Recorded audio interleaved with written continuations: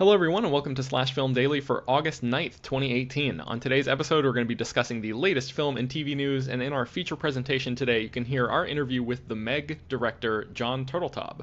This is Slash Film senior writer Ben Pearson, and joining me today is Slash Film weekend editor Brad Oman. Hey, that's me. And writer Hoai-Tran Bui. Hey everyone. All right, so if you guys listened to the show yesterday, then you know that we talked a little bit about James Gunn and Disney, and today is there's a sequel to that news. Brad, what is the latest update with that story? James Gunn has set fire to Marvel Studios. That would be kind of incredible, but untrue. No. Actually, so in addition to yesterday's news that Marvel was considering still using, Marvel and Disney were considering still using the script that James Gunn wrote for Guardians of the Galaxy Volume 3, and that other studios were basically waiting to, offer him new projects if Disney was officially cutting ties with him. We have word today from Deadline that apparently there are some quote-unquote back-channel conversations happening between Marvel Studios and Disney, where the comic book movie studio is trying to convince Disney to hire James Gunn back as the director of Guardians of the Galaxy Volume 3. This is the first we've heard that there's actual active discussions between Disney and Marvel to reconsider the decision that they made about 2.5 weeks ago or so.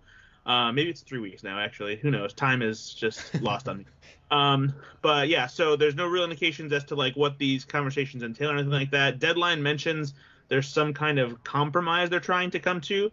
I don't know if that means Marvel's trying to give Disney some kind of control over something that they're usually in control over. Who knows what that means? But this is interesting simply because it means that not all hope is lost. Maybe Marvel Studios can convince Disney to go back on their decision previously, especially considering the fact that all these other studios are still willing to work with James Gunn.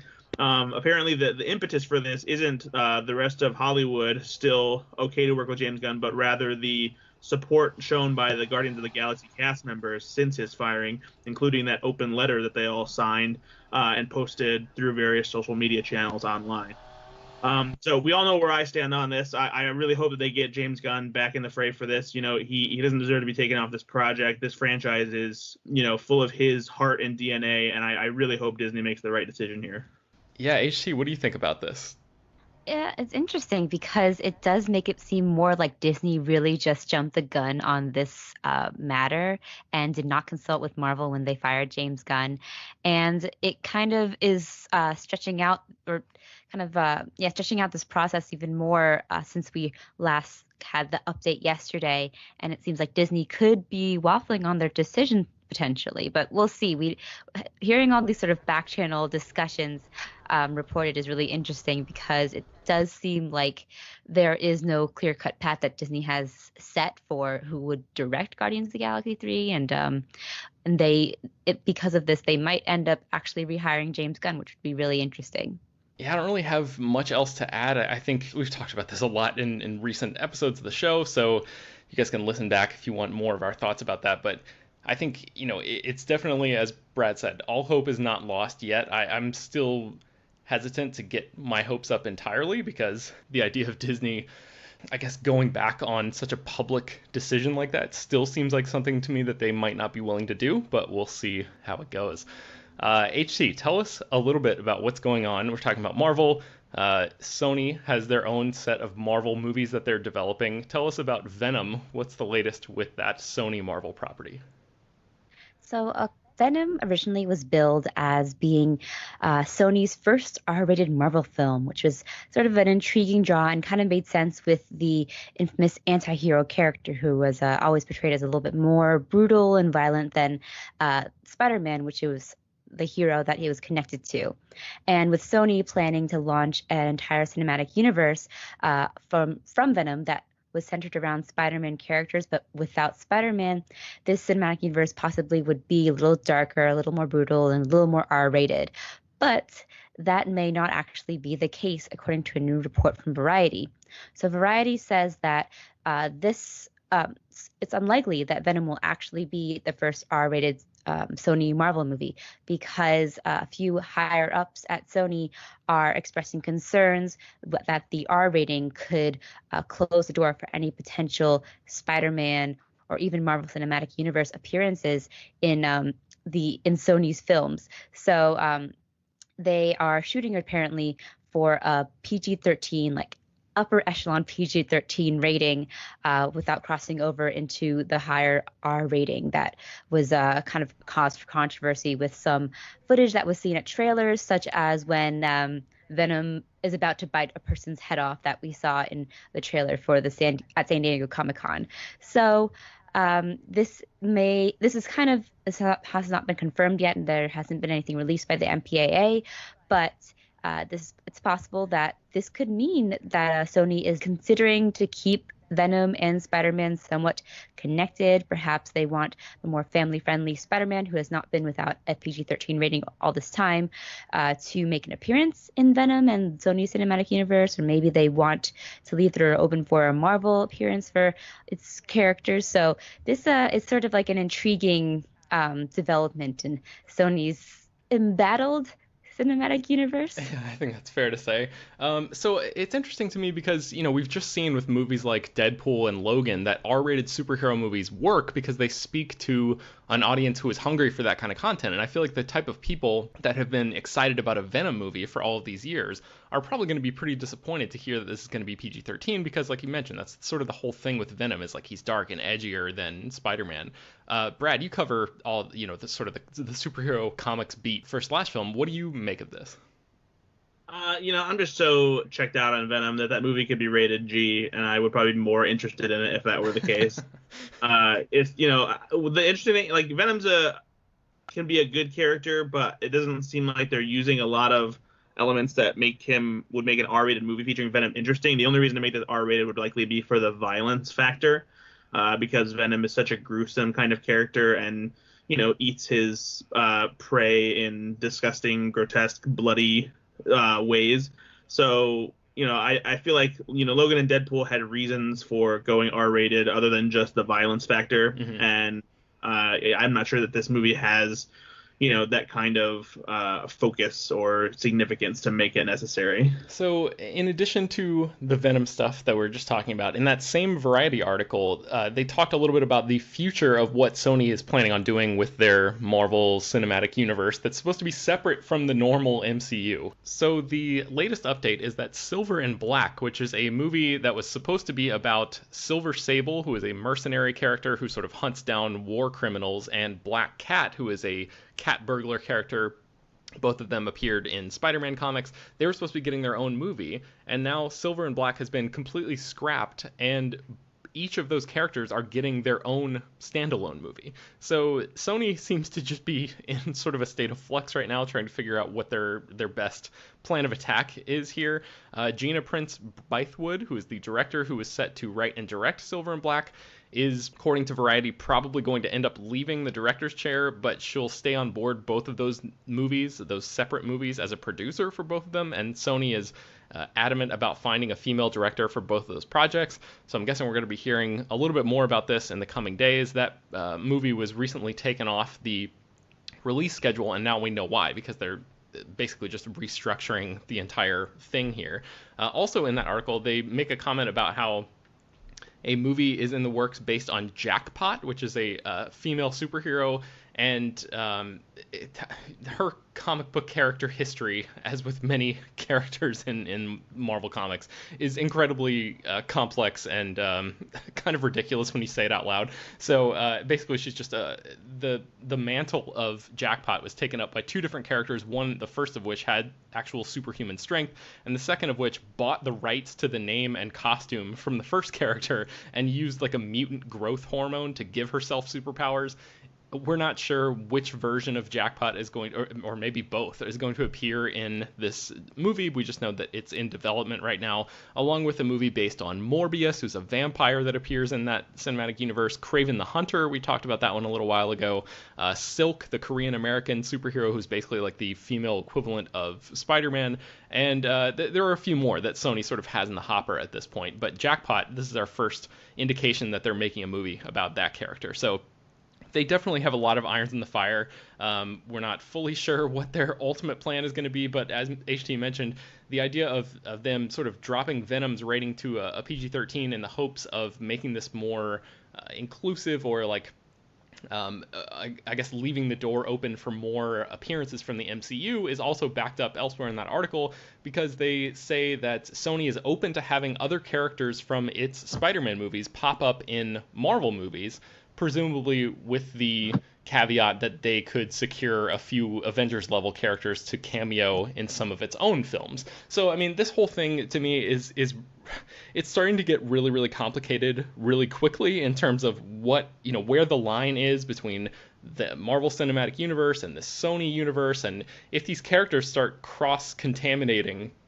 it's going to be a nightmare for people who care a lot about continuity and stuff like that. So I'm guessing Venom is going to be sort of a test run for them, a trial balloon, and we'll have to see how that movie performs financially, and I'm guessing that will dictate a lot of what they do going forward. So we'll be keeping a close eye on that as the studio tries to get its stuff together and figure out what it's going to do. And then the last news item that I wanted to mention is sort of a quick, easy one. Brad, we've been talking a little bit about the Sonic the Hedgehog movie, and now we know who is going to voice that character. Tell us who it is. Yes, we do. The Sonic the Hedgehog movie is shooting right now up in Vancouver, Canada, and it's a live-action animated hybrid. So right now, James Marsden is on set. He's playing a cop in the movie who ends up getting caught up in Sonic the Hedgehog adventure somehow. There's been no sign of Sonic on set because he's going to be created with digital effects, and the voice will be provided by Ben Schwartz, who is probably best known for playing Jean-Ralphio on Parks and Recreation, but he also had a series regular role on House of Lies. And you also might remember that he lent his vocal expertise to post-production in Star Wars The Force Awakens by providing dialogue for BB-8 and recording it, and they tried to use that dialogue to create the sounds that BB-8 would make, but it still sounded, a little too human, and so they ended up just using his dialogue to inform the sounds that they ended up giving BB-8. So he kind of had a cool role in the creation of that character's attitude and presence in The Force Awakens. And since then, not necessarily because of it, but he's become quite an in-demand voice actor. He's voicing Leonardo in the upcoming Rise of the Teenage Mutant Ninja Turtles series on Nickelodeon. He voices Dewey, one of the three nephews on the new DuckTales on Disney XD. And so he actually jokingly tweeted that he loves 90s blue iconic characters, because now he's voicing Sonic the Hedgehog, who is a blue speedy hedgehog. So yeah, I feel, knowing, like, at least remembering what Sonic sounds like from the animated series that was on TV when I was a kid and the Sega game was first popular, he has the right kind of laid back, cool attitude that Sonic the Hedgehog is supposed to have. He's easily probably the biggest name to voice the character now, since probably Jaleel White, who was the voice of the original Sonic the Hedgehog in that animated series I just talked about. I did not know that. That's pretty cool. Yeah, so yeah, a little bit of trivia there for you. Old Steve Urkel was Sonic the Hedgehog at one time. But while Ben Schwartz will be voicing Sonic the Hedgehog, Jim Carrey's role as the villain Dr. Robotnik will actually be live action. So that won't be a computer-generated character. It'll be interesting to see how they bring that character to life, though, because the design for that character, he's always had weird proportions and kind of a goofy face and odd features. So I wonder if this will be one of Jim Carrey's roles where he has a lot of prosthetic makeup on, like when he was the Grinch or Count Olaf in Lemony Snicket's A Series of Unfortunate Events. Mm-hmm.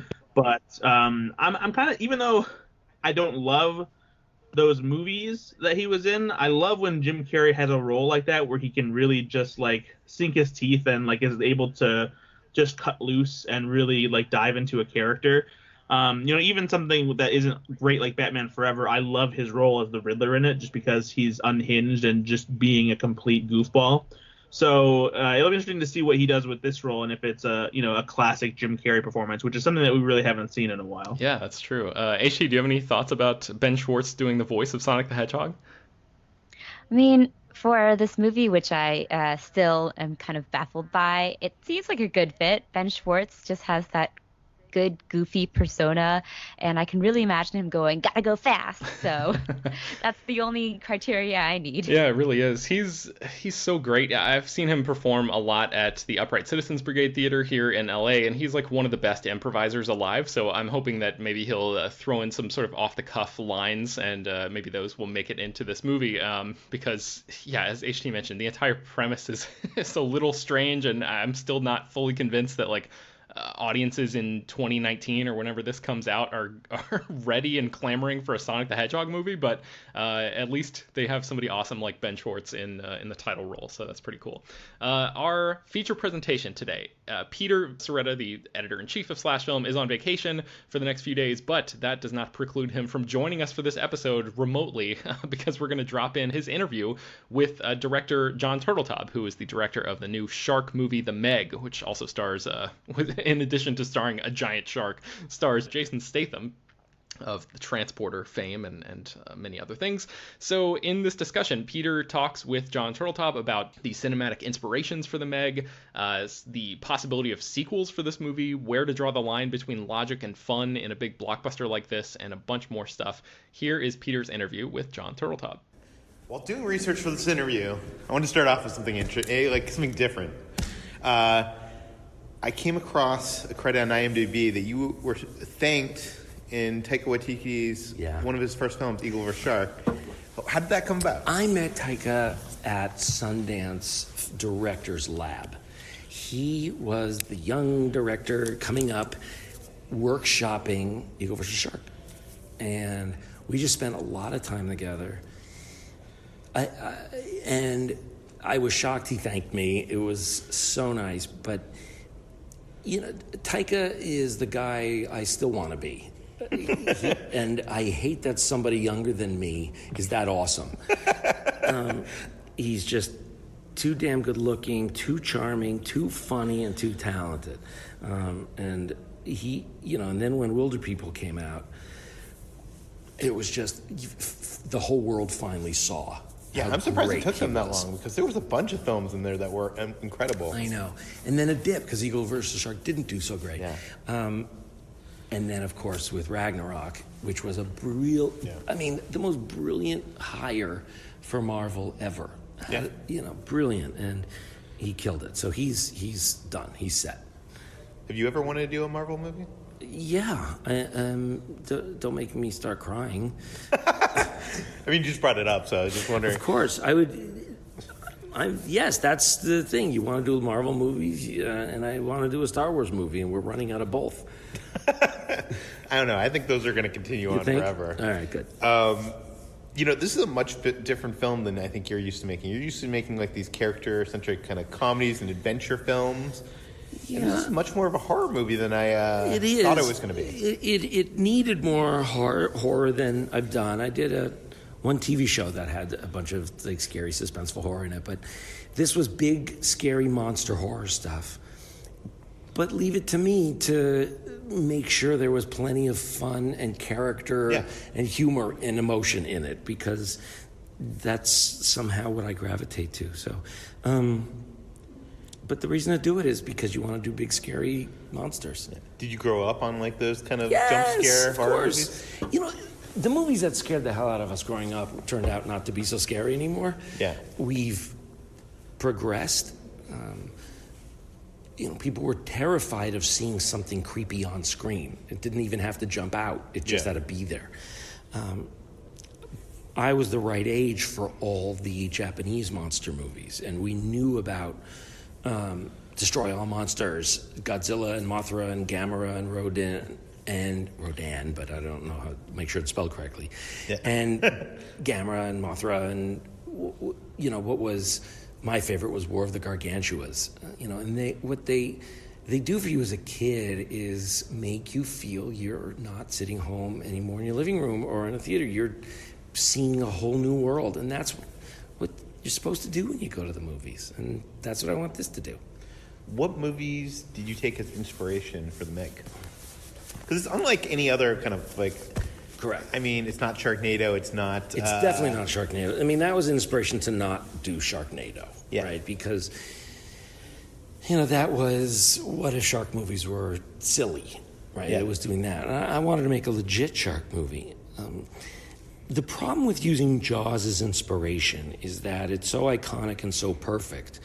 You have to learn from it, but not copy it. Yeah. Because everyone's going to know you're copying it. You have to... And I'm not even sure the pacing would work these days. It absolutely would not. Yeah. And look, if you hand Spielberg today's CG, he would make a completely different movie with Jaws, and it would be extraordinary and awesome, just different. Are you saying it's because of the constraints? I think the constraints, he'll always tell you that those constraints helped because it made for a movie that was more of a suspense thriller than a monster movie. Yeah. And the suggestion is always better than the reveal in every walk of life, right? Men tend not to know that as well as women do. Yeah. Men show up and go, "I love you." Here's some pictures. Yeah. Women are a little smarter. Yet, audiences now want to see bigger, quicker. And so we gave them bigger and quicker. You don't show the Meg that... I wasn't counting the minutes, but it's... I mean, we do get a taste of it, but you don't see it until... It takes a while. You get suggestions, and then you get a glimpse, and then you get a big bite. Yeah. And you finally see a big reveal of it. And you want to lead up to that big reveal. That's a big moment in a movie. You're introducing your lead character in some ways. Certainly the title character. So going back to the inspirations for this film, if it's not Sharknado, if it's not Jaws, what is it? What do you like watch or show the crew that like? The goal was often what to avoid, believe it or not. Our inspirations were really more about pitfalls and landmines. Yeah. Where, oddly enough, the concept can, quote unquote, jump the shark here. Right? And there are things where you've just gone too far.